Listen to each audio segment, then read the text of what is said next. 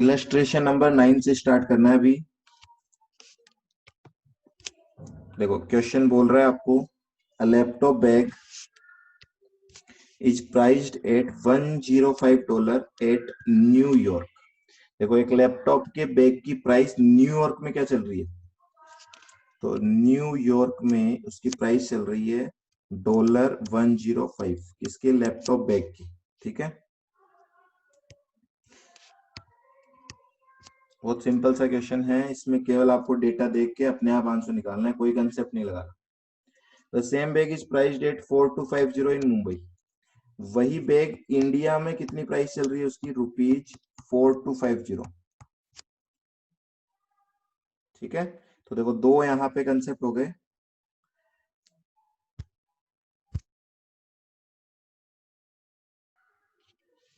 चलो जी, देखो न्यूयॉर्क में प्राइस चल रही है $105 और इंडिया में प्राइस चल रही है ₹4250। Determine exchange rate in Mumbai. अब मुझे बताओ इंडिया में एक्सचेंज रेट कैसे लिखी जाती है, इंडिया में एक्सचेंज रेट कैसे लिखेंगे। अगर इंडिया में एक्सचेंज रेट पूछ रहे ना, तो हमेशा वो डायरेक्ट कोट की बात कर रहा होगा। क्या इंडिया में मैं कोटेशन रुपी बाई डॉलर लिखूंगा या डॉलर बाई रुपी लिखूंगा, बताओ। रुपी बाई डॉलर लिखेंगे, ऑब्वियस सी बात है, हमेशा फॉरेन करेंसी को बेस करेंसी मान के चलते हैं। तो रुपी बाई डॉलर की क्या आप कोटेशन बता सकते हो क्या, इन प्राइस को देख के बता सकते हैं, क्या दिक्कत है। इसी को तो बोलते हैं परचेजिंग पावर पैरिटी। एक ही कॉमोडिटी का दो अलग अलग कंट्री में जो प्राइस चल रहा होगा, उसके बेसिस पे हम दोनों कंट्री की फॉरेन एक्सचेंज रेट को एस्टिमेट कर सकते हैं। तो बहुत सिंपल सी बात है, मैं बोल रहा हूँ रुपीज की जगह रुपीज वाली वैल्यू लिख दो, डॉलर की जगह डॉलर वाली वैल्यू लिख दो, आंसर आ जाएगा। तो रुपी बाई डॉलर कितना आ रहा है आपका, 40.48 कर दो इसको। लो जी, क्लियर, सिंपल है ये तो, इसमें कोई कंसेप्ट वाली बात है ही नहीं। चलो एक आंसर तो आ गया हमारा। नेक्स्ट पे आ जाओ। If over the next 1 year, अगले एक साल, price of the bag increases by 7%। ठीक है, बैग की प्राइस 7% से बढ़ रही है मुंबई में। चलो जी, रिवाइज प्राइस बताओ। 1 ईयर लेटर क्या हो जाएगा, मुंबई वाली प्राइस कितनी बढ़ जाएगी, 7% से बढ़ाओ इसको। ये वाली प्राइस 7% से इंक्रीज होगी तो कितनी हो जाएगी, 4250 को 7% से इंक्रीज करो, ये हो जाएगी 4547.50। ठीक है जी, एंड बाई 4% इन न्यूयॉर्क, न्यूयॉर्क वाली प्राइस 4% से बढ़ रही है, ये कितनी हो जाएगी, 105 प्लस 4%, 109.20। ठीक है, चलो अब वो पूछ रहा है determine the price of the bag at Mumbai and New York, निकाल दिया हमने already. Also determine the exchange rate prevailing at New York, अब की बार न्यूयॉर्क पे पूछ रहा है ₹4 100। तो पहले आप ₹1 के लिए निकालो, फिर 100 के लिए अपने आप समझ में आ जाएगा। बताओ न्यूयॉर्क में कोटेशन कैसे लिखी जाएगी, रुपी बाई डॉलर या डॉलर बाई रुपी। न्यूयॉर्क में कोटेशन लिखी जाएगी डॉलर बाई रुपी, वहां के लिए ये डायरेक्ट कोट होगी। अब देखो डॉलर की जगह डॉलर की वैल्यू लिखो, एक साल बाद की बात कर रहा है ना वो, एक साल बाद डॉलर की जगह डॉलर की वैल्यू लिखो 109.20 और रुपी की जगह रुपी की वैल्यू लिखो 4547.50। कितना आएगा,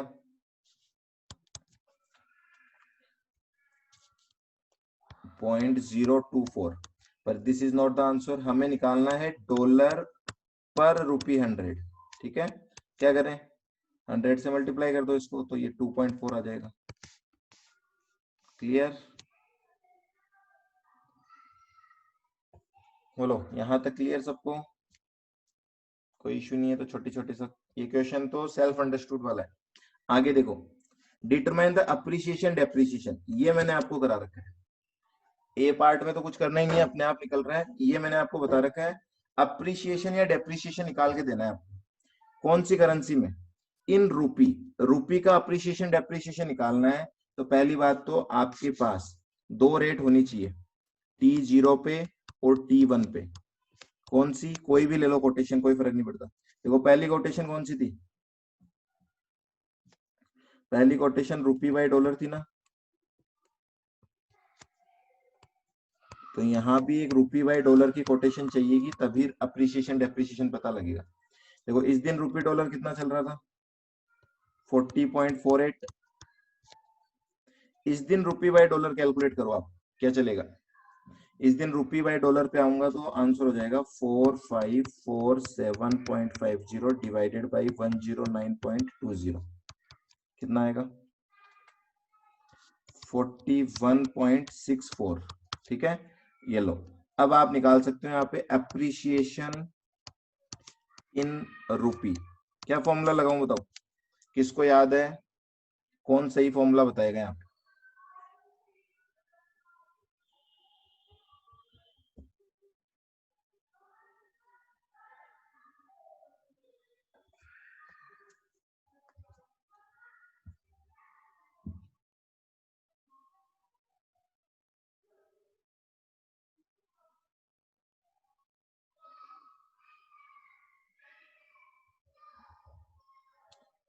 S minus F, very good.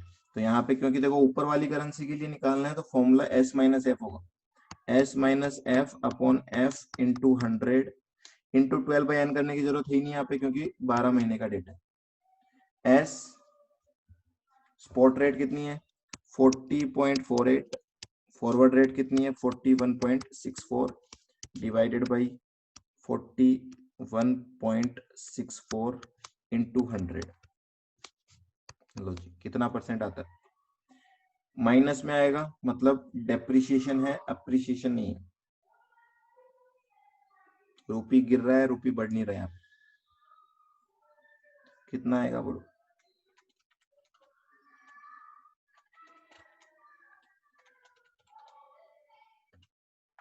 यह आएगा 2.79% नेगेटिव।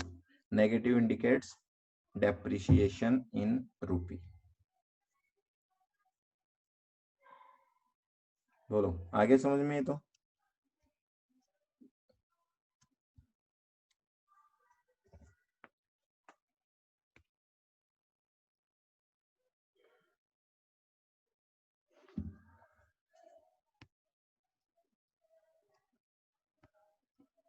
चलो नेक्स्ट पे आ जाते हैं। 10th हो गया आपका, 11th भी हो गया,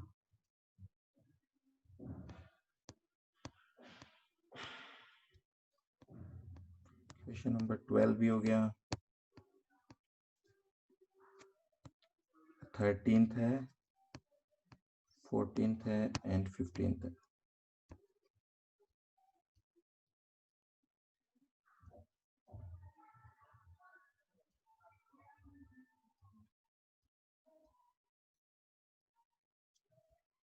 देखो 13th और 15th क्वेश्चन, ये दोनों क्वेश्चन आपके एनपीवी वाले कंसेप्ट से रिलेटेड हैं।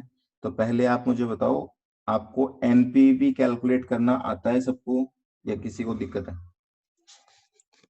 एनपीवी मतलब क्या होता है, बेसिक, केवल ज्यादा डिटेल्ड वाली चीज नहीं है। एनपीवी का मतलब क्या होता है, नेट प्रेजेंट वैल्यू। ठीक है, इसको पूरा हम सीखेंगे कैपिटल बस्टिंग वाले चैप्टर में, पर यहाँ पे थोड़ा सा कंसेप्ट यूज लेना है। एनपीवी का सिंपल सा मतलब होता है present value of cash inflow minus present value of cash outflow.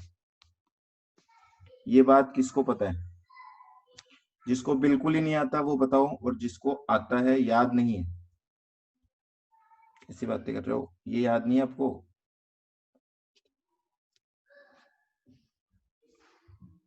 देखो कैश इनफ्लो मतलब जितना भी पैसा आपके पास प्रोजेक्ट से आएगा वो कैश इनफ्लो होता है, जो पैसा आप प्रोजेक्ट में लगाओगे वो कैश आउटफ्लो होता है।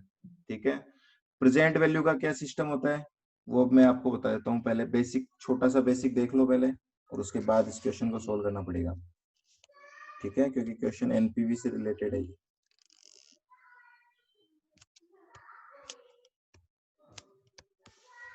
ये मैंने ईयर बनाया, ठीक है ना, एक बार 2 साल का डेटा ले लेते हैं समझने के लिए। ये मैंने ईयर बनाया है। आप मान लो बिजनेस स्टार्ट कर रहे हो, तो जब आप बिजनेस स्टार्ट करोगे तो आप फर्स्ट ईयर में पैसा इन्वेस्ट करोगे। सपोज आपने फर्स्ट ईयर में 10 लाख रुपीज इन्वेस्ट किए हैं, 10 लाख रुपए आपने इन्वेस्ट कर दिए, और इन्वेस्ट करने के बाद आपको फर्स्ट ईयर के एंड से इनकम होना स्टार्ट हो जाएगी। चलो मैं मान रहा हूँ फर्स्ट ईयर के एंड में आपको जो इनकम होगी वो होगी 15 lakhs की, और सेकेंड ईयर के एंड में जो आपको इनकम होगी वो होगी 18 lakhs। अब आपको यहाँ पे सिंपल सा मुझे एक बार देख के बताओ, आपने प्रोजेक्ट से कितने पैसे अर्न किए, बताओ। बहुत बेसिक, एक बार सब चीजों को इग्नोर कर दो, केवल इतना से बताओ, इस प्रोजेक्ट को अगर देख के आपको डिसीजन लेना हो तो आप क्या ये बोल सकते हो आपने 33 lakhs कमाए? 33 इज रॉन्ग, 23 इज राइट। ठीक है, तो बहुत नॉर्मल आदमी जो होगा वो बोलेगा इस प्रोजेक्ट से हमने 23 लाख रुपए कमाए हैं, पर द आंसर इज रॉन्ग। क्यों रॉन्ग है वो समझना। आपने जो 10 लाख रुपए लगाए थे स्टार्टिंग में, क्या इसका इंटरेस्ट कंसिडर नहीं करना क्या? इंटरेस्ट बोल दो या अपॉर्चुनिटी कॉस्ट बोल दो, बोलो, समझ में आई ये बात? क्या वो यहाँ पे इग्नोर हो रही है क्या? करना पड़ेगा ना उसको। तो उसको करने का क्या तरीका होता है, देखो, उसको करने का तरीका ये होता है, हम ये बोल रहे हैं कि जो भी अर्निंग हमने 1 साल के एंड में, 2 साल के एंड में की है, उन सबको कान पकड़ के कहाँ ले आओ आप, यहाँ पे ले आओ। मतलब उनकी आज की वर्थ पता कर लो। 15 लाख 1 साल बाद के आज कितने होंगे, कौन बताएगा? अगर सोचो, सोचना है यहाँ पे मैं क्या बोल रहा हूँ, मेरे जेब में आज 1 लाख रुपए पड़े हैं, तो 1 साल बाद वो वैल्यू 1 लाख ही होगी क्या, या 1 लाख से ज्यादा हो जाएंगे वो पैसे? अगर मैंने आज बैंक में 1 लाख रुपए रख रखे हैं, तो क्या वो बैंक में 1 साल बाद भी 1 लाख ही रहेंगे या कुछ ज्यादा होंगे? ज्यादा होंगे ना ऑब्वियसली। फॉर एग्जाम्पल 10% का ब्याज इंक्रीज हो गया होगा इन पे, तो ये 1,10,000 बन जाएंगे। हाँ, रेट इंपॉर्टेंट है। ठीक है, तो यहाँ पे एक रेट इंपॉर्टेंट है जो कि रोल प्ले करेगी। तो कंसेप्ट समझना आप, हमेशा फ्यूचर वैल्यू प्रेजेंट वैल्यू से ज्यादा होगी। फ्यूचर वैल्यू और प्रेजेंट वैल्यू, यही कंसेप्ट है। अब आप क्या बोल रहे हो, मैं ये बोलना चाह रहा हूँ आपको, यहाँ पे जो 3 अमाउंट आपको दिख रही है क्वेश्चन में, वो तीनों अलग अलग पॉइंट ऑफ टाइम पे, उन तीनों को एक पॉइंट ऑफ टाइम पे ले आओ आप, है ना। अब एक पॉइंट ऑफ टाइम पे कैसे लाए हम? एक तरीका तो ये होता है, इस 10 लाख को मैं यहाँ पे ले जाऊं एंड में, समझना आप चीज को। एक तरीका तो ये, इस 10 लाख को यहाँ ले जाओ और इस 15 लाख को भी यहाँ ले जाओ। हो गई क्या, बताओ? अगर इन दोनों अमाउंट को मैं T2 पे ले जाता हूँ, क्या तीनों amount same point of time पे हो गई क्या? हाँ या ना? हाँ या ना? हो गई। तो वो भी किया जा सकता है, पर आपको एक कंसेप्ट पता होगा, ट्रेड पार्लेंस। मतलब जो चीजें बाजार में जिस तरीके से चलती है उसी तरीके से चलाएं तो ज्यादा बेटर है। तो नॉर्मली सिस्टम वो भी लगाया जा सकता है कि इस वैल्यू को आगे ले जाएं। दूसरा सिस्टम क्या है, जो आगे वाली वैल्यू है उन सबको T0 पे ले आओ आप पकड़ के, है ना। अब वो कैसे लाना है वो देखो, बहुत इजी कंसेप्ट है। अगर मैं आपको बोल देता हूँ आपकी कंपनी की कॉस्ट ऑफ कैपिटल KO जो है वो 10% है। कॉस्ट ऑफ कैपिटल मतलब आप जो भी फंड्स लाते हो उनकी टोटल कॉस्ट 10% पड़ती है। तो अगर आपने बिजनेस में 10 लाख रुपए लगा रखे हैं तो उस पर 10% की कॉस्ट लगेगी आपको। ठीक है, अब बोला क्या जा रहा है, जो 15 लाख रुपए 1 साल बाद की वैल्यू है, उसकी आज की वैल्यू क्या होगी? एग्जैक्ट वैल्यू मत बताओ मुझे, पहले तो ये बताओ 15 लाख से ज्यादा होगी या 15 लाख से कम होगी? कम होगी ना ऑब्वियसली। बस वो कम कितनी वैल्यू होगी वो कैसे निकालेंगे हम? आप निकालते हुए आ रहे हो इसको, कोई नई नई चीज है। फॉरेक्स में आपने पढ़ा है पीवी ऑफ, मैंने आपको कई जगह लिखा है कि कितना लोन लेना है, प्रेजेंट वैल्यू इतने अमाउंट का लोन लेना है। तो 15 के प्रेजेंट वैल्यू कैसे होगी मुझे बताओ? क्या मैं ऐसे लिख सकता हूँ 15 लाख, नीचे लिख रहा हूँ देखो ताकि थोड़ा सा और समझ में आ जाए। मैं इसको ऐसे लिख सकता हूँ क्या, 15 लाख रुपए डिवाइडेड बाई 1 + 0.10 की पावर 1। करेक्ट है ये? बोलो क्या ये करेक्ट है क्या?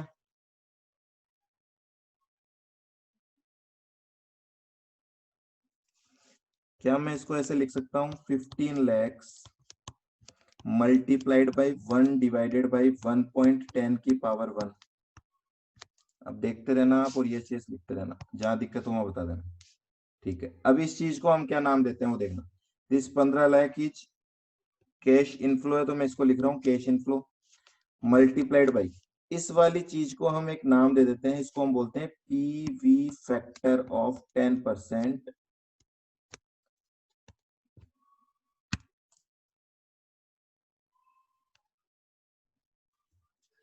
चलो ठीक है, तो देखो ये कंसेप्ट है आपका cash inflow into PV factor कर देते हैं हम। इसको इस तरीके से लिख लो या इसको इस तरीके से लिख लो, कोई फर्क नहीं पड़ता, आंसर एक ही आता है। ठीक है, तो मैं यहाँ पे बोल रहा हूँ आपको 15 लाख को पीवी फैक्टर से मल्टीप्लाई करना है। और पीवी फैक्टर कैसे निकाला जाएगा? 1 डिवाइडेड बाई 1.10 कितना आएगा पीवी फैक्टर? 0.909 आएगा ना। तो 15 लाख को 0.909 से मल्टीप्लाई कर देंगे हम। ठीक है, तो ये आ जाएगा 13,63,500। ठीक है जी, प्लस आएगा क्योंकि इनफ्लो है हमारे लिए। फिर देखो सेम इसी तरीके से इस 18 लाख को क्या करना है, मुझे T0 पे लेके आना है। तो क्या करूं, वही पी फैक्टर से मल्टीप्लाई कर दूंगा। अब की बार 2 साल के पी फैक्टर से मल्टीप्लाई करूंगा क्योंकि 2 साल पीछे लेके आनी है वैल्यू। 2 साल का पी फैक्टर कैसे निकलेगा? 1 डिवाइडेड बाई 1.10 की पावर 2 कितना आता है? ये निकालना आता है क्या आपको? इसमें क्या करना होता है, 1 को डिवाइड करो 1.10 से, एक बार इक्वल टू दबाओ और दोबारा इक्वल टू दबा दोगे तो वैल्यू आ जाएगी 0.826। तो 0.826 इंटू 18 लैक्स करेंगे हम, ये आ जाएगा आपका 14,86,800, है ना। अब देखो नॉर्मली इसका टोटल लगाओगे तो भी एनपीवी आ जाएगी। बाकी हम लिखते हैं एक फॉर्मूले की ट्रिक से, हम ऐसे लिखते हैं NPV is equal to PV of cash inflow.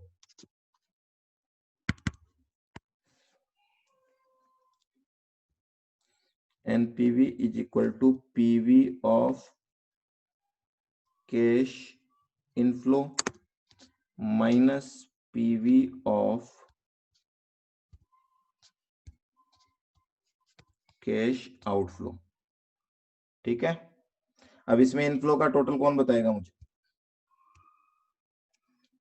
Total PV of cash inflow कितना है यहाँ पे? दोनों का टोटल कर दो इनका। 13,63,500 प्लस 14,86,800, टोटल आ जाएगा ये 28,50,300 माइनस आउटफ्लो कितना है 10 लाख।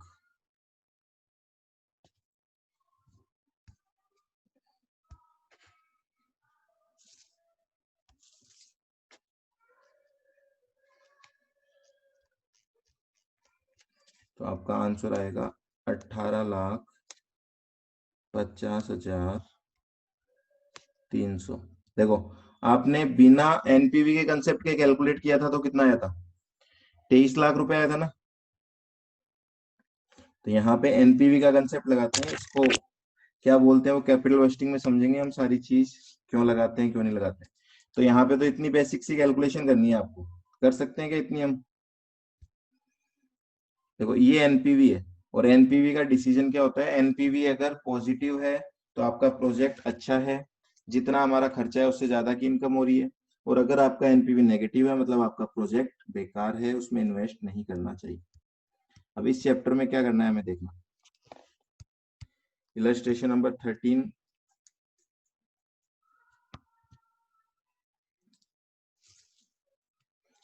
चलो इलस्ट्रेशन 13 पे आओ एक बार। DS Incorporation is considering a new plan in Netherlands। ठीक है, तो एक कंपनी है जो नेदरलैंड में एक प्रोजेक्ट स्टार्ट करना चाहती है। The plan will cost 26 million guilders. Incremental cash flow are expected to be 3 million guilder per year for the first 3 years, 4 million guilder for the next 3 years, and 5 million guilder for the year 7 to 9, and 6 million guilder in year 10 through 19। बताओ कितने साल का project है total? Total project है 19 सालों का, 19 years का project है ये। ठीक है, जिसमें T0 पे 26 मिलियन लगाने पड़ेंगे और उसके बाद अगले 19 साल तक इनकम आती रहेगी। After which the project will terminate with no residual value. ठीक है, प्रोजेक्ट खत्म हो जाएगा, कोई पैसे नहीं मिलेंगे लास्ट में। The present exchange rate is 1.90 Gilder पर डॉलर। दिस इज इंपॉर्टेंट, ये आपके काम की चीज है।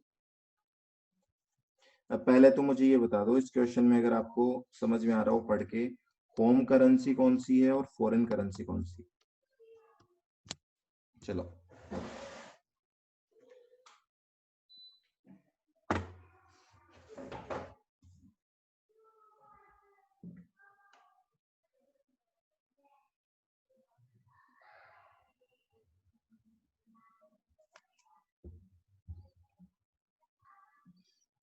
कोटेशन नहीं, होम करेंसी फॉरेन करेंसी पूछ रहा हूं मैं तो। कोटेशन तो ठीक है, चलो गिल्डर्स बाई डॉलर है ना। कोटेशन तो है आपकी guilders by dollar. Home currency guilders है पक्का? नहीं, रॉन्ग।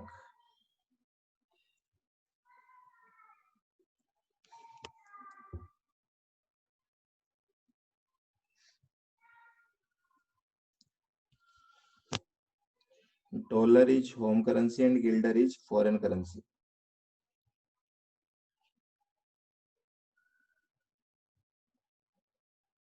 ठीक है, देखो होम करेंसी फॉरेन करेंसी कैसे पता लगेगा? आपको बोल रखा है ये कंपनी है, ये प्रोजेक्ट कहाँ लगाने वाली है? नेदरलैंड्स में। ठीक है, नेदरलैंड्स में प्रोजेक्ट लग रहा है, सपोज कर, समझना आप इस चीज को। प्रोजेक्ट नेदरलैंड में लग रहा है तभी तो फॉरेन करेंसी की बात चलेगी ना। अगर ये सपोज कहाँ का है पता नहीं है हमें, कहीं का भी हो, जहां का ये है, अगर वही उसी कंट्री में प्रोजेक्ट चल रहा है तो फॉरेन करेंसी से लेना देना कुछ है ही नहीं हमें। तो इंडिया का बंदा इंडिया में प्रोजेक्ट कर रहा है तो इंडिया में आउटफ्लो होगा, इंडिया में रुपीज में इनफ्लो होगा, रुपीज में आउटफ्लो होगा। क्या मतलब हमें डॉलर से? ठीक है, इसलिए यहाँ पे क्वेश्चन देख के आपको पता लग जाएगा। फॉरेन करेंसी गिल्डर्स है, होम करेंसी कौन सी है? डॉलर। तो आपको अल्टीमेटली अपनी एनपीवी कौन सी करेंसी में चाहिए, ये आपको समझने की बात। अल्टीमेटली हमें एनपीवी जो निकालनी है वो डॉलर्स में निकलनी चाहिए। ठीक है, लेकिन सारा का सारा डेटा आप देख सकते हो गिल्डर्स में है, तो करना क्या है? कन्वर्ट करना है। देखो आज की रेट तो उन्होंने बता दी क्या है, मतलब T0 पे क्या प्राइस चल रही है वो उन्होंने बता दी। The required return on repatriated dollar is 16%, मतलब डॉलर की जो रिक्वायर्ड रेट है वो कितनी दे रखी है हमें? 16% दे रखी है। मतलब जो केओ है जिससे हमें पीवी फैक्टर निकालने हैं वो 16% है हमारा। देखो if the exchange rate states at 190, what is the project NPV? देखो क्या बोल रहा है वो बोल रहा है अगर एक्सचेंज रेट अगले 19 सालों तक 1.90 ही रहती है तो प्रोजेक्ट की एनपीवी क्या होगी? ठीक है, दूसरा बी बोल रहा है if the guilder appreciates to 1.84, 1 से 3 साल, 1.78, 4 से 6, 1.72, 7 to 9 and 1.65 for 10 to 19, what happens to the NPV? तो बहुत सिंपल सा आंसर है, देखो मैं फॉर्मेट बना रहा हूँ, एक बार समझ लेना इसको।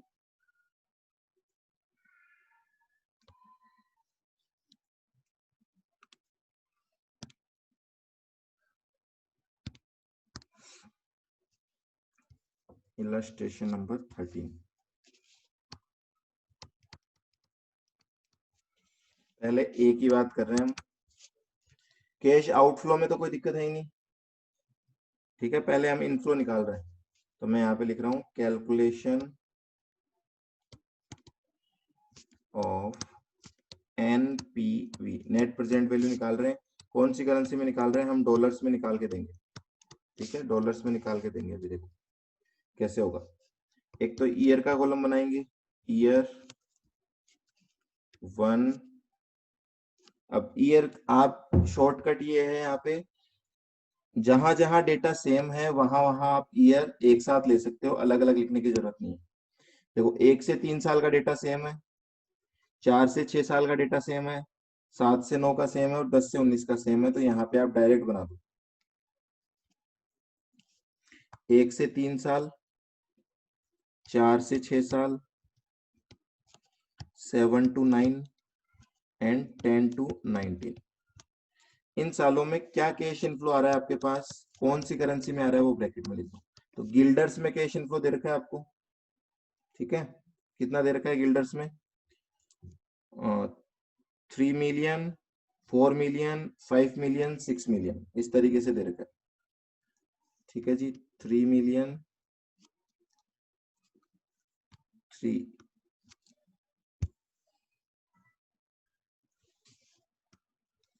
Million, 4 million, 5 million, 6 million. Exchange rate क्या है, कोई बता सकता है क्या? Foreign exchange rate, A part में foreign exchange rate guilders by dollar दे रखी थी क्या, या डॉलर्स बाय गिल्डर था, एक बार देख लेते हैं।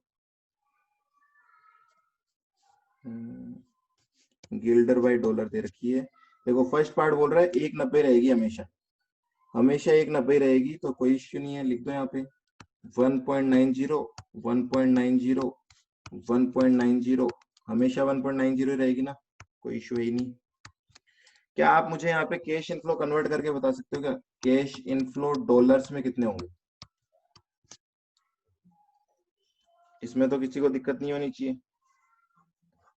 गिल्डर से डॉलर में कन्वर्ट करना है डेटा को, तो देखो गिल्डर से डॉलर में करना है मतलब नीचे की तरफ जाना है, डिवाइड कर दो।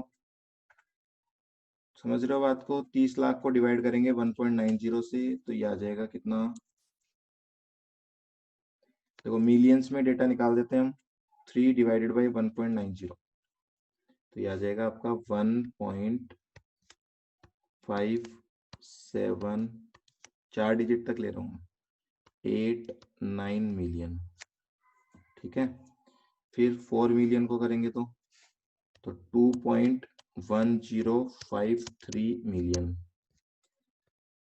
फिर 5 मिलियन को करेंगे तो 2.6316 मिलियन, और फिर 6 मिलियन को करेंगे तो 3.1579 मिलियन।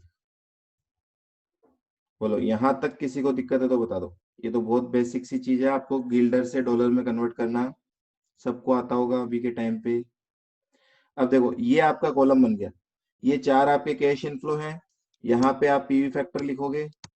क्या रेट से पीवी फैक्टर दे रखा था क्वेश्चन में?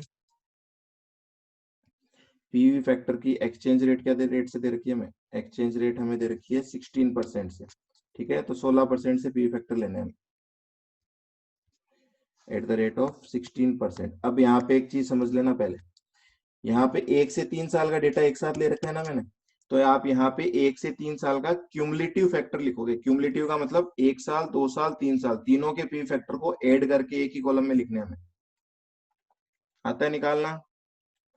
1 डिवाइड बाई 1.16 करेंगे कैलसी में, equal to M plus, equal to M plus, equal to M plus.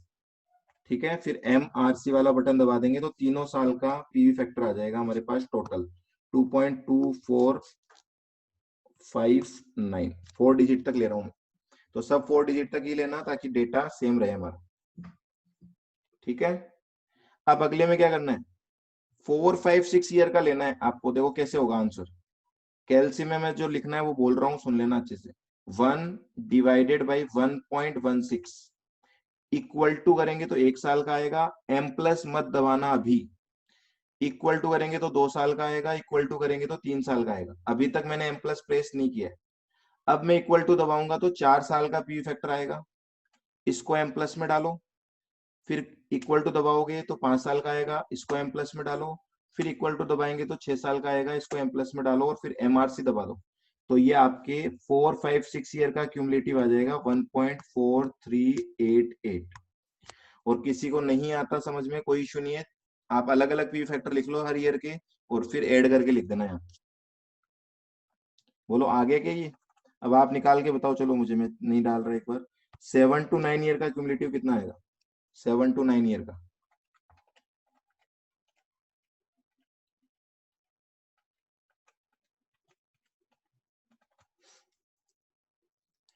7 to 9 year का क्यूमुलेटिव कितना आएगा?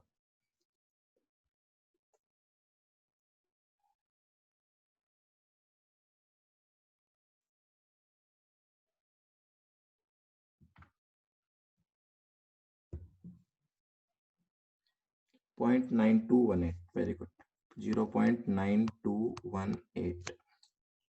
ठीक है, और फिर 10 से लेके 19 ईयर तक, ये भी निकालो फटाफट, 10 से 19 का।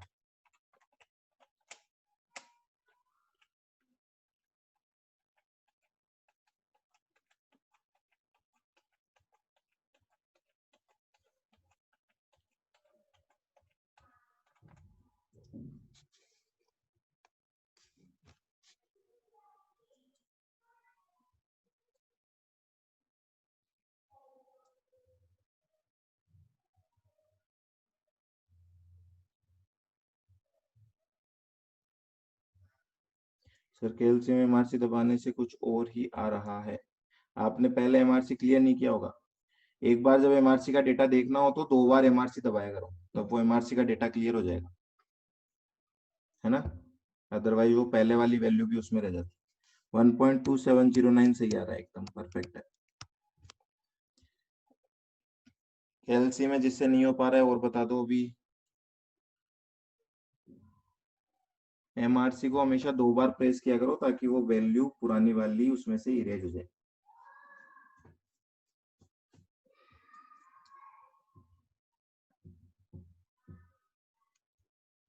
हो गया क्या सबसे? इन दोनों को कॉलम को अगर मल्टीप्लाई कर दूंगा तो क्या आ जाएगा, पीवी ऑफ कैश इनफ्लो आ जाएगा। लो जी करो मल्टीप्लाई फटाफट। 1.5789 इंटू 2.2459 करेंगे हम, तो ये आ जाएगा 3.5461 मिलियन। हरीश बोल रहा नहीं हो रहा। हरीश क्या नहीं हो रहा? कैल्सी वाला पार्ट नहीं हो रहा क्या? कौन सी चीज नहीं आई बताओ तो मुझे। कैल्सी वाला पार्ट नहीं हो रहा। देखो कैल्सी पे क्या करना है आपको, मैं बोल रहा हूँ 1 से लेके 3 साल का क्यूमुलेटिव पीवी फैक्टर निकालना है ना। कैसे निकलता है, आप कैल्सी पे प्रेस करोगे 1, फिर डिवाइड करोगे 1.16 से, ये आपकी फर्स्ट स्टेप है। इसके बाद इक्वल टू दबाओगे। इक्वल टू दबाने का मतलब होता है ये फर्स्ट ईयर का पीवी फैक्टर आ गया।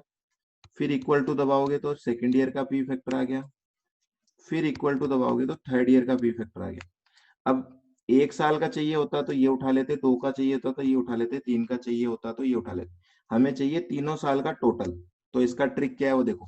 पहले आप केएलसी पे ये दबाना 1 डिवाइडेड बाई 1.16 करो, साथ के साथ ये प्रेस करोगे आप। उसके बाद इक्वल टू दबा के इस वैल्यू को ऐड करना है ना। तो इक्वल टू दबाने के बाद यहाँ पे एम प्लस क्लिक करना, केएलसी में एम प्लस दे रखा है।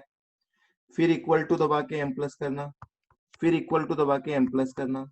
अब इन तीनों को जिसको प्लस किया उनको देखने के लिए आप कैल्सी में बटन है एमआरसी, उसको प्रेस कर दो।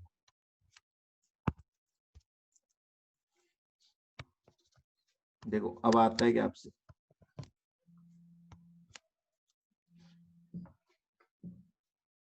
हो गया? ठीक है, ऐसे ही आपको 4 5 6 का करना है। जिनको ऐड करना है वहां एम प्लस दबाना, बाकी एम प्लस मत दबाना।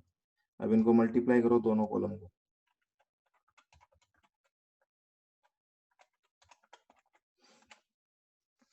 3.0291 मिलियन टोटल आ गया क्या इसका?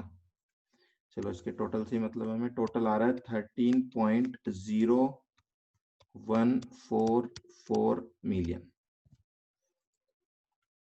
जब तक और निकाल रहे हैं मैं बीच के भी निकाल देता हूँ। एक बार कंफर्म कर दो फटाफट, ये आ रहा है क्या टोटल? ये टोटल तो गड़बड़ है क्या? सही है, ये आ रहा है टोटल। ठीक है, ये आ रहा है, ओके।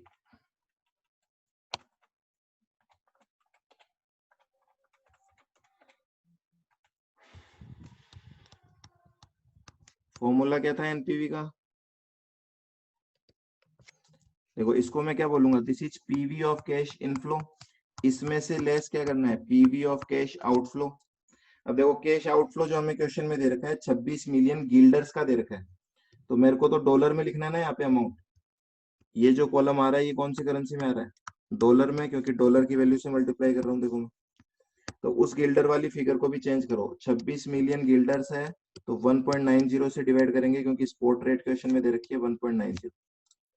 देखो 26 को डिवाइड करो 1.90 से, तो ये आ जाएगा 13.6842 मिलियन। इसको लेस कर देंगे यहाँ पे, तो ये आपकी आ जाएगी एनपीवी। कितनी आ रही है?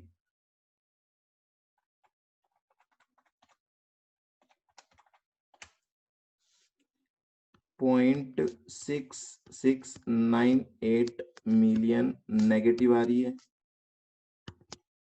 लो जी, नेगेटिव आ रही है मतलब प्रोजेक्ट इज नॉट फीजिबल। तो उन्होंने पूछा था कि आपको या केवल एनपीवी पूछा है तो एनपीवी निकालो और काम खत्म। व्हाट इज प्रोजेक्ट, एनपीवी पूछा है तो बात खत्म। ठीक है, आप चाहो तो कंक्लूजन लिखना तो एडिशनल लिख सकते हो। Since the NPV of the project is negative, therefore the project should not be undertaken. ठीक है जी।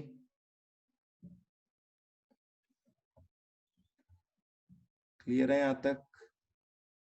किसी को कोई भी डाउट है तो वो बता दो। चुप चुप रहोगे तो आपको ही दिक्कत आएगी। आंसर नोट करना है? हाँ जी, लो करो आंसर नोट। लो,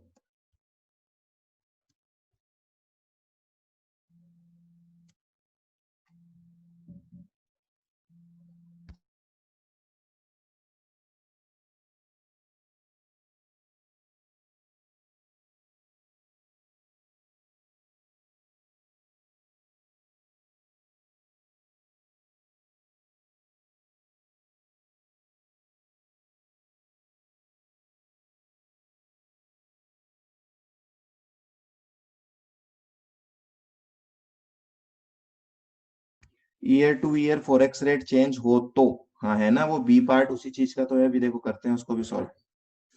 बी पार्ट उसी चीज का है। रेट चेंज होगी तो देखो यहाँ पे एक ही तो कॉलम चेंज करना है हमें। यहाँ पे इस कॉलम की वैल्यू चेंज कर देंगे हम, इसकी चेंज करते ही आगे की सारी वैल्यू चेंज हो जाएगी हमारी।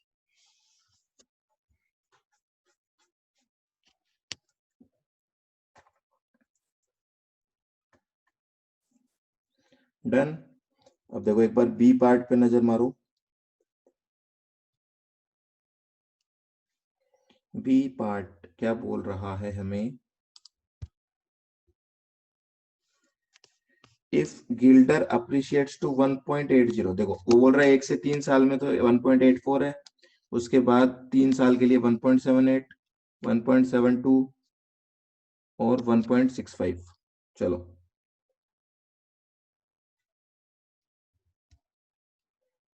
तो सेम वापस यही बनेगी टेबल एज इट इज। तो मेरे पास क्योंकि टेक्नोलॉजी का यहाँ पे बेनिफिट है, हम इसी टेबल में कर रहे हैं चेंज। कर दूं क्या इसी में? कोई दिक्कत तो नहीं है ना किसी को? देखो आगे का सारा डेटा वापस से चेंज हो जाएगा, सारा का सारा। देखो यहाँ पे क्या करना है आपकी बात, बी पार्ट है, पहले दो कॉलम एज इट इज रहेंगे। यहाँ पे मैं बोलूंगा फर्स्ट 3 इयर्स के लिए फॉरेक्स रेट क्या है आपकी? 1.84, 1.7 क्या थी, 1.84, 1.78, 1.72, 1.65, 1.78, 1.72, 1.65। ठीक है, अब बताओ आगे का कर सकते हो क्या पूरा क्वेश्चन? आगे की तो केवल वैल्यू मल्टीप्लाई करने से चेंज होने वाली है। पीवी फैक्टर भी दोबारा निकालने नहीं है आपको। क्या पीवी फैक्टर दोबारा निकालोगे क्या? इस डेटा से पीवी फैक्टर पे तो कोई फर्क पड़ ही नहीं रहा ना, वो तो सेम ही रहेंगे। तो एज इट इज है, तो फटाफट सोल्व कर सकते हो। चलो निकाल के मुझे एनपीवी निकाल के बताओ फटाफट। ये कैश आउटफ्लो का अमाउंट भी चेंज नहीं होगा, ये भी सेम ही रहेगा। ठीक है, आउटफ्लो वाला अमाउंट भी चेंज नहीं होगा, क्योंकि स्पॉट रेट चेंज नहीं हुई है, वो तो 1.90 है।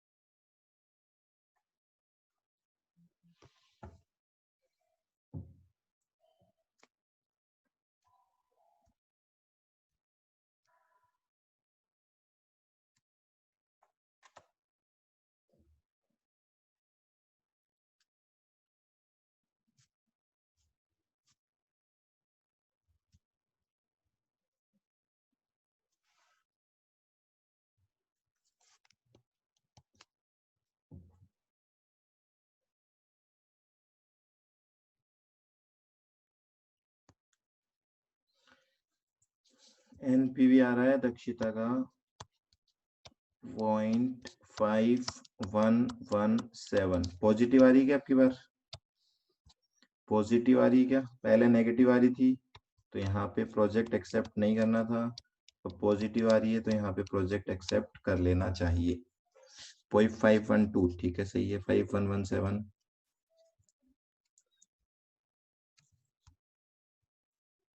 दीपक ने बोला है क्या? ओके जी, माय मिस्टेक।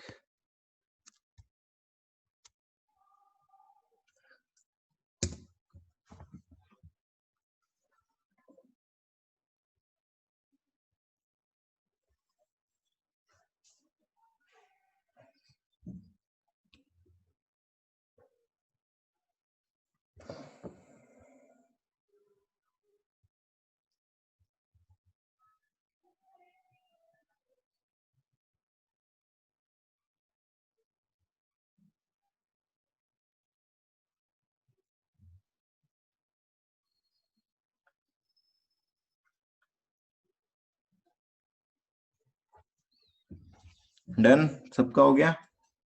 देखो ये बस, तो कई बार क्या होता है फॉरेक्स को एनपीवी के साथ मिक्स कर दिया आपको यहाँ पे कैपिटल बस्टिंग, तो कैपिटल बस्टिंग का ज्यादा यहाँ पे कॉम्प्लेक्स पार्ट नहीं है, वो बहुत बेसिक सा एनपीवी दिया है, तो आप कैपिटल बस्टिंग पढ़ने के बाद ये एनपीवी तो बहुत आराम से निकाल लो।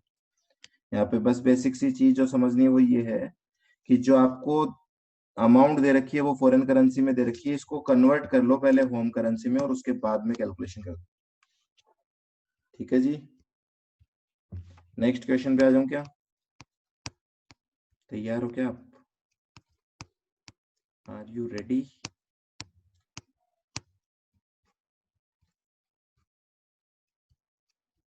Illustration number 15। सेम यही कंसेप्ट है, एनपीवी निकालना है और इसको आप लगा लेना 5 स्टार। 5 स्टार का मतलब क्या होता है? 5 स्टार का मतलब है कि इसको दोबारा दोबारा देखना है, जब भी चैप्टर रिवाइज करोगे इसको बार बार में देखना है।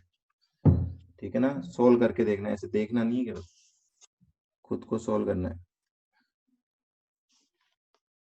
खाओ और खो जाओ, हाँ जी, वो वाली 5 स्टार है। इसको खाते रहो और इस क्वेश्चन में खोते रहो। लो जी, AGIP Limited is a supplier of leather goods to retailers in UK and other Western European countries. The company is considering entering into a joint venture with a manufacturer in South America. The two companies will each own 50% of the limited liability company joint venture South America and will share the profits equally. क्या बोलना चाह रहे हैं? एक company है AGIP limited, ठीक है, ये कंपनी अभी एग्जिस्टिंग में यूके में अपना माल बेचती है। अब ये क्या चाहती है? ये किसी के साथ ज्वाइंट वेंचर करना चाहती है ना? कौन सी कंपनी के साथ?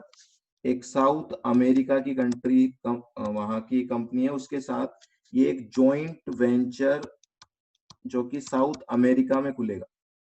इस ज्वाइंट वेंचर में एजीआईपी का शेयर कितना है? 50%। और इस साउथ अमेरिकन कंपनी का शेयर कितना है? 50%। अब पहले तो आप देख लो आपको किसके लिए कैलकुलेशन करनी है। आपको ज्वाइंट वेंचर के लिए कैलकुलेशन करनी है, साउथ अमेरिकन कंपनी के लिए करनी है, या एजीआईपी के लिए करनी है ना? पहले तो ये डिसाइड करना है क्वेश्चन। आगे देखो, 4,50,000 pound of the initial capital is being provided by AGIP Limited. AGIP starting में कितने कैपिटल इन्वेस्ट कर रहा है? देखो पाउंड्स में इन्वेस्ट कर रहा है वो 4.5 lakh pound, and the equivalent in south American dollars is being provided by foreign partner. वो बोल रहा है इतने ही अमाउंट डॉलर के टर्म्स में, मतलब 4.5 लाख डॉलर नहीं, जितने इसके अकॉर्डिंग डॉलर होने चाहिए वो साउथ अमेरिकन कंपनी इन्वेस्ट करी। मतलब दोनों ने अपना 50-50%, दोनों ने अपना 50-50% कर दिया यहाँ पे। आगे,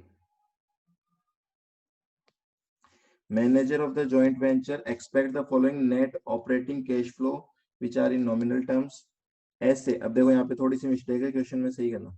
ये जो एस से 1000 लिखा हुआ है, ये तो आपको यहाँ लिखना है इसके ऊपर, SA डॉलर इन 1000, ठीक है। ये वाली चीज तो इस कॉलम के ऊपर जाएगी।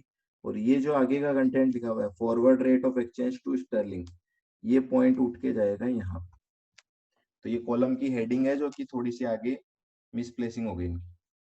तो देखो बोल रहे हैं ईयर 1 में कितनी कमाई होगी। अब ये कमाई किसकी लिखी हुई है, फटाफट से बताओ मुझे। ये कमाई AGIP की है, साउथ अमेरिकन कंपनी की है, या जॉइंट वेंचर की है?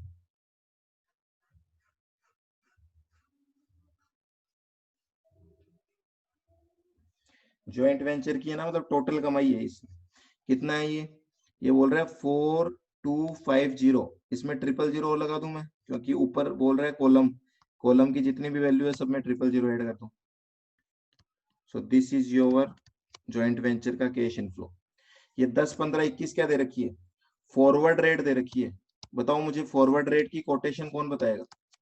कोटेशन क्या है, डॉलर बाई पाउंड है या पाउंड बाई डॉलर? स्टर्लिंग का मतलब पाउंड, स्टर्लिंग पाउंड होता है ना।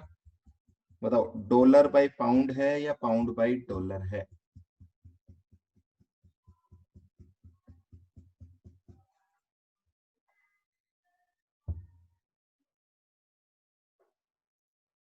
Who will find out what is the quotation?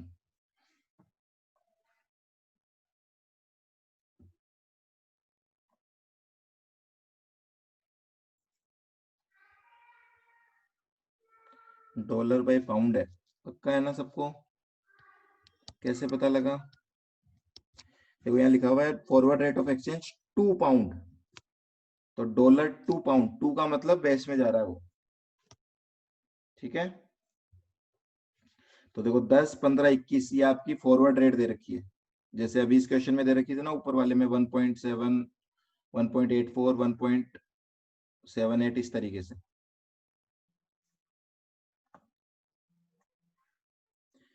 आगे बोला for tax reason joint venture South America है। The company to be formed specifically for the joint venture will be registered in South America and no tax. ये तो बहुत अच्छी बात है, tax को हटा दो। Assume you are financial advisor retained by AGIP. This is important. आपको जो कैलकुलेशन करनी है वो AGIP को माइंड में रखते हुए करनी है, ठीक है।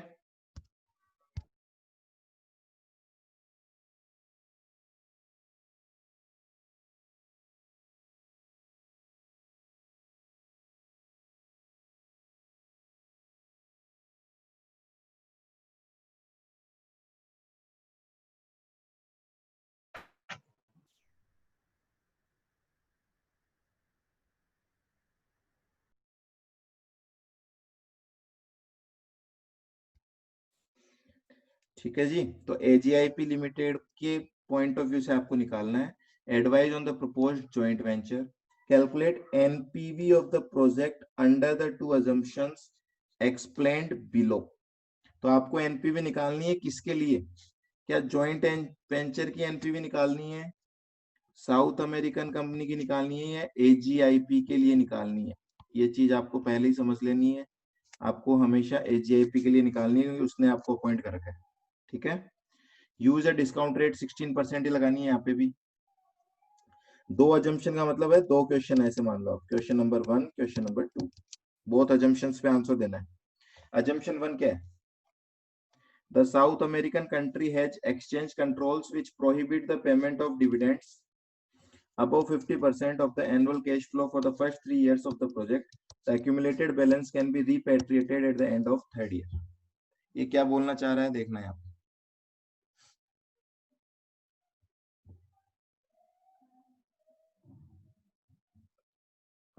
ये बोल रहा है कि एक साल के एंड में जो भी कमाओगे, जैसे यहाँ पे ऊपर चलो आप, फर्स्ट ईयर के एंड में कितना टोटल अमाउंट कमा रहे हैं, 4250,000, मतलब 42,50,000, ठीक है।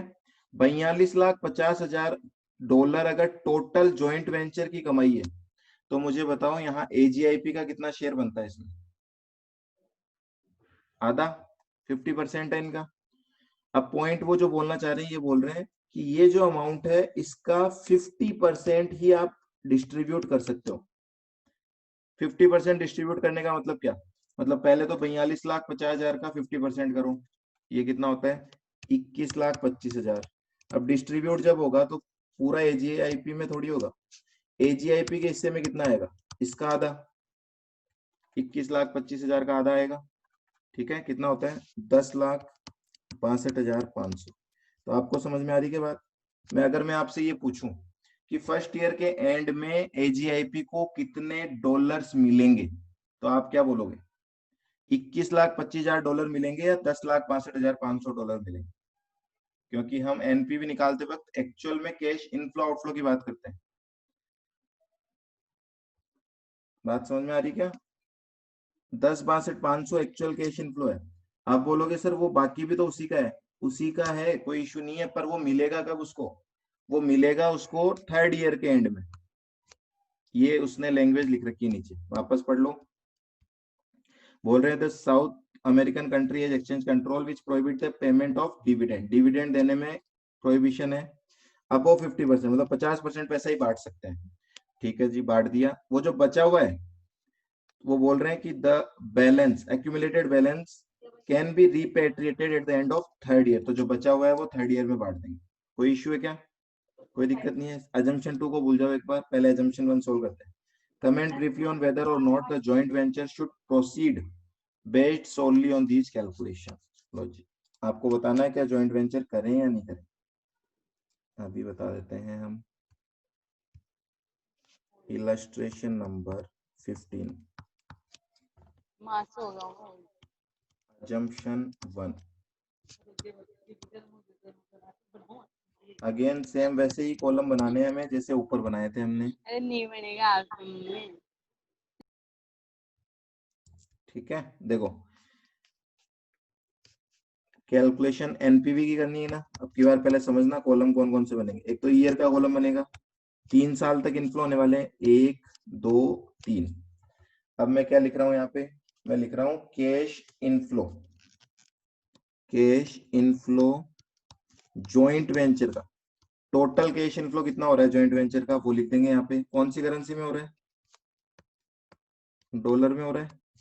ठीक है, अच्छा एक चीज और बताऊं यहाँ पे, इस क्वेश्चन में होम करेंसी क्या है और फॉरेन करेंसी क्या है, कोई बता सकता है क्या? What is home currency and what is foreign currency?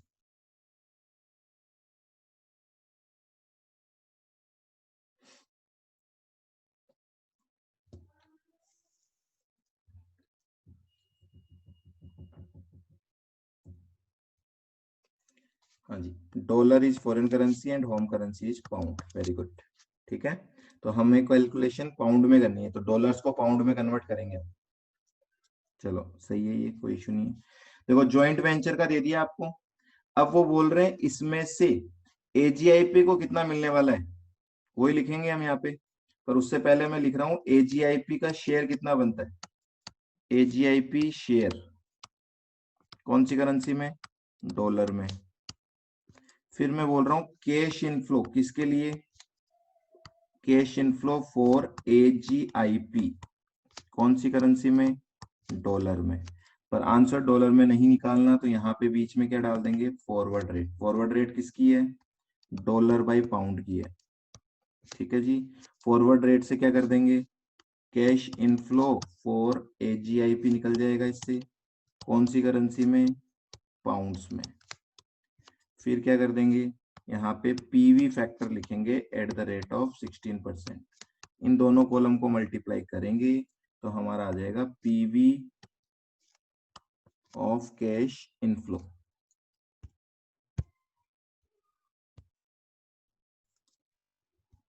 ठीक है, यहां आ जाएगा पीवी ऑफ कैश इनफ्लो।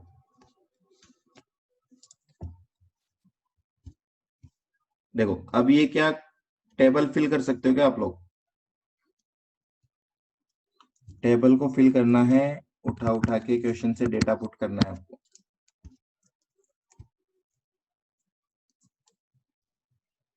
चलो लिखो यहाँ पे कैश इनफ्लो ज्वाइंट वेंचर का कैश इनफ्लो कितना कितना है, देखो तीनों साल में पूरा, पहले तो पूरा अमाउंट लिख दो यहाँ पे। ज्वाइंट वेंचर का कैश इनफ्लो 42,50,000, 65 लाख और 83,50,000।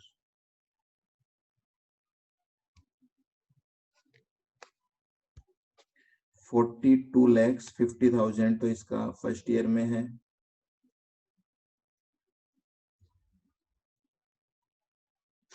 ठीक है, फिर 65 lakhs,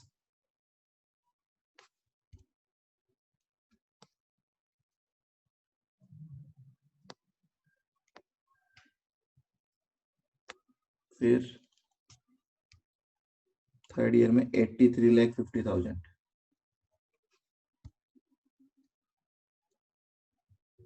83,50,000।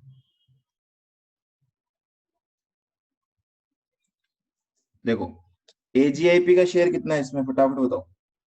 एजीआईपी का शेयर कितना है इसमें? 50% है ना। 50% इज एजीआईपी शेयर, तो आधा कर दो इसको फटाफट। 42,50,000 का आधा कितना होगा? 21,25,000। 65 लाख का आधा 32,50,000 और 83,50,000 का आधा 41,75,000। चलो अब मुझे बता दो फटाफट, क्या पूरा डिविडेंड अलाउड था क्या फर्स्ट ईयर में? फर्स्ट ईयर में केवल 50% डिविडेंड अलाउड था, तो 21,25,000 का 50% मिलेगा आपको, है ना, कैश इनफ्लो के रूप में। तो यहाँ तो आपको मिलेगा 10,62,500। अब देखो ये जो 10,62,500 मिल गया, ये कब मिलेगा? ये थर्ड ईयर में मिलेगा ना, बोलो। यही तो बोला था। अब बोलो सेकेंड ईयर में कितना मिलेगा आपको? 32,50,000 का आधा 16,25,000। ये बचा हुआ 16,25 कब मिलेगा आपको? बचा हुआ 16,25 कब मिलेगा? थर्ड ईयर के एंड में। तो यहाँ पे ऐड कर दो 16,25,000।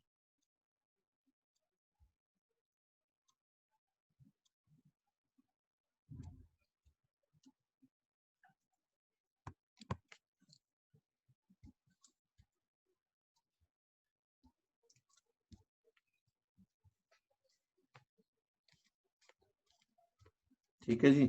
और थर्ड ईयर में तो पूरा ही मिल जाएगा, क्योंकि थर्ड ईयर 3 साल तक ही थी रेस्ट्रिक्शन। थर्ड ईयर में पूरा मिल जाएगा इस साल का 41,75,000। तो थर्ड ईयर का टोटल कितना हुआ वो बताओ। थर्ड ईयर का टोटल कितना हो रहा है? 10,62,500 प्लस 16,25,000 प्लस 41,75,000। तो थर्ड ईयर में जो टोटल इनफ्लो है वो है 68,62,500।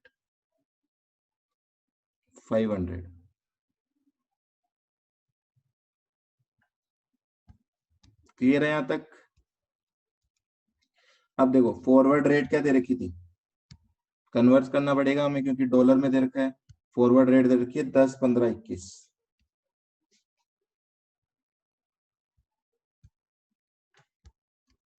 10, 15 और 21। 10,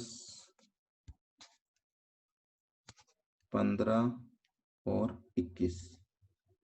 ठीक है, कन्वर्ट करो, बताओ मुझे डिवाइड होगा या मल्टीप्लाई होगा।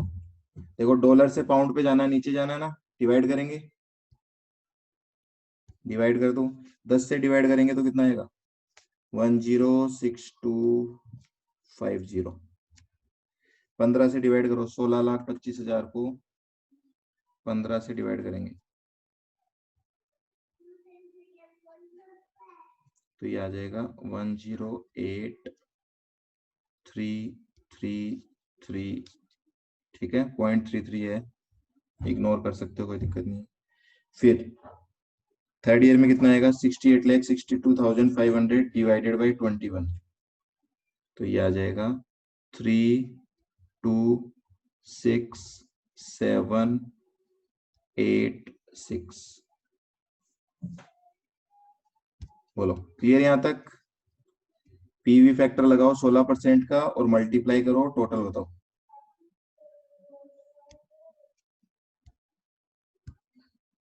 तो यहाँ पे टोटल निकालो आप, 16% से पीवी फैक्टर लिखना है, आपकी बार एक एक साल, ये तो एक एक साल का पीवी फैक्टर लिखना है और मल्टीप्लाई करके टोटल बताओ। टोटल जो आएगा उसको क्या बोलेंगे हम, total PV of cash inflow.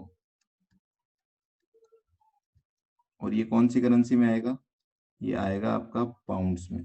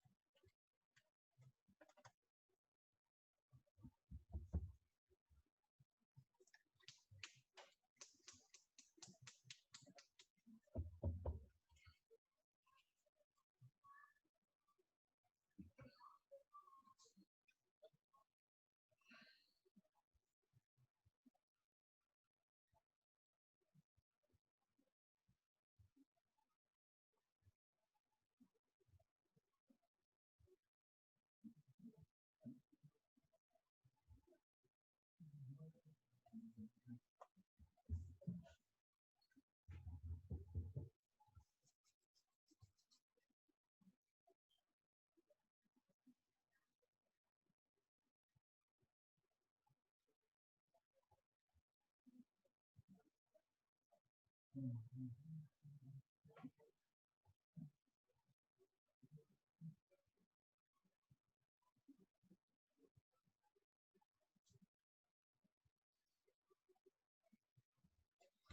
381 482 पक्का, 462 आएगा। 381 462 इज राइट। और वो हो सकता है कुछ आपने पी फैक्टर आगे पीछे लिए हो, उससे कोई फर्क नहीं पड़ता, वैसे 20 रुपए में, ठीक है, वो पी फैक्टर्स की वजह से हो जाता है। तो ये आपका आएगा पीवी ऑफ कैश इनफ्लो। इसमें से लेस क्या करना है हमें, पीवी ऑफ कैश आउटफ्लो। देखो इस कंपनी ने इन्वेस्ट कितना किया था, क्वेश्चन में इन्वेस्टमेंट का अमाउंट ऑलरेडी पाउंड में दे रखा है, तो उसको कन्वर्ट करने की जरूरत नहीं है। कितना दे रखा था, 4.5 लाख पाउंड, ठीक है। इसको माइनस करो यहाँ पे, तो ये आ जाएगा आपके पास एनपीवी। एनपीवी कौन सी करेंसी में आ रहा है, ये पाउंड्स में आ रहा है।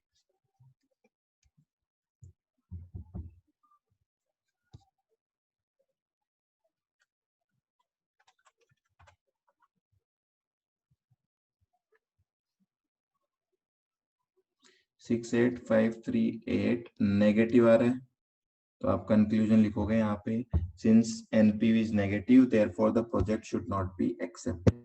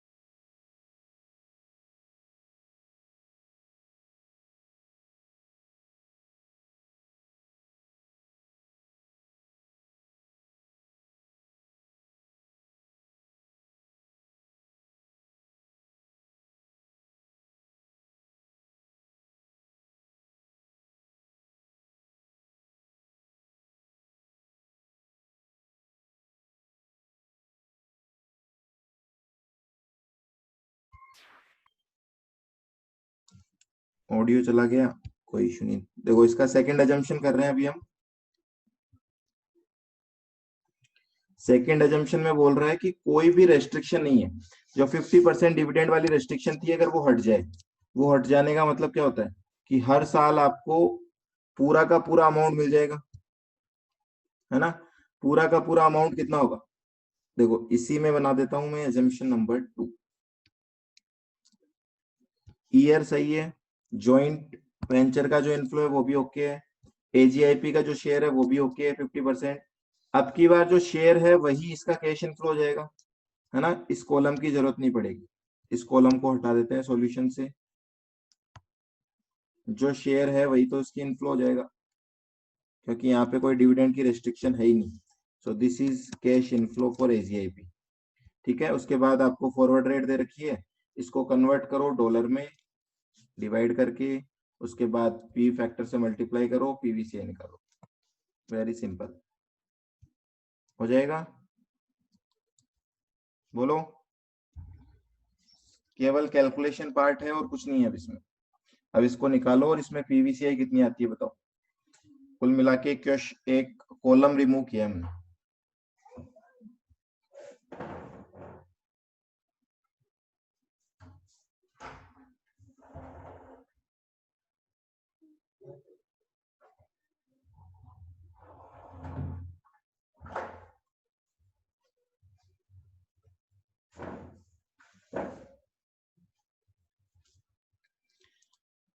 कर रहे हो ना सॉल्व आप लोग? वेट कर रहा हूं मैं आपके रिप्लाई का। यहां तक एन पीवीसीआई निकालो आप।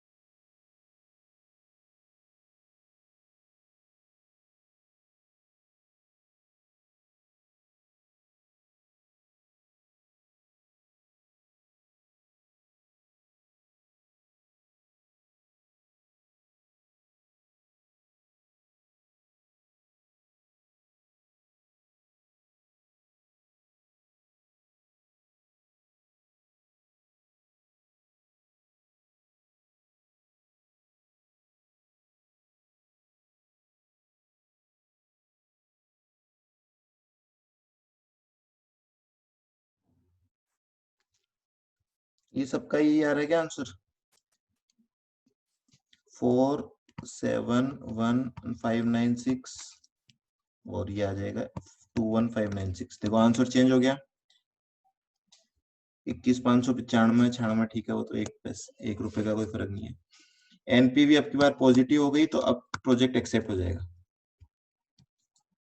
ठीक है, तो ये बात तो वैसे अपने को पता लगी जाती है, एक एजम्पशन में नेगेटिव आ रही है तो दूसरी में पॉजिटिव देंगे ही देंगे वो। तो यहाँ पे आप कंक्लूजन लिख दोगे, since NPV is positive the project should be undertaken. Clear है सबको? किसी को कोई डाउट है तो बोलो। ये दो question as it is same थे, ठीक है, और इम्पोर्टेंट क्वेश्चन है क्योंकि कैपिटल वेस्टिंग फॉरेक्स दोनों का मिक्स होके आ रहा है। लो जी। अब केवल और केवल इस चैप्टर में मॉड्यूल का एक क्वेश्चन बचा है और वो छोटा सा कंसेप्ट है आपका, वो प्लस उसके अलावा आप स्कैनर ट्राई करना है।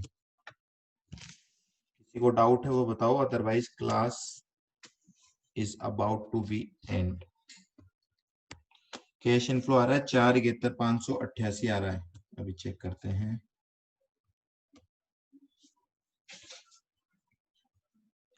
4,71,558 कुछ पीवी फैक्टर्स का डिफरेंस होगा और कुछ नहीं हो सकता।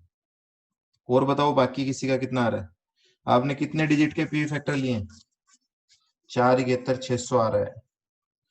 ये सब पीवी फैक्टर का खेल है। आप पीवी फैक्टर कितने डिजिट्स तक ले रहे हो उस पे।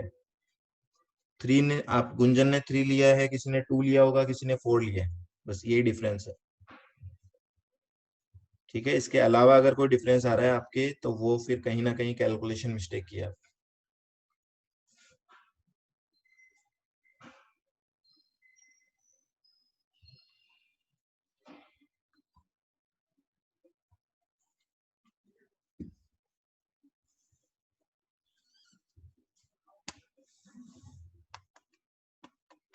ओके, कोई डाउट नहीं है ना? और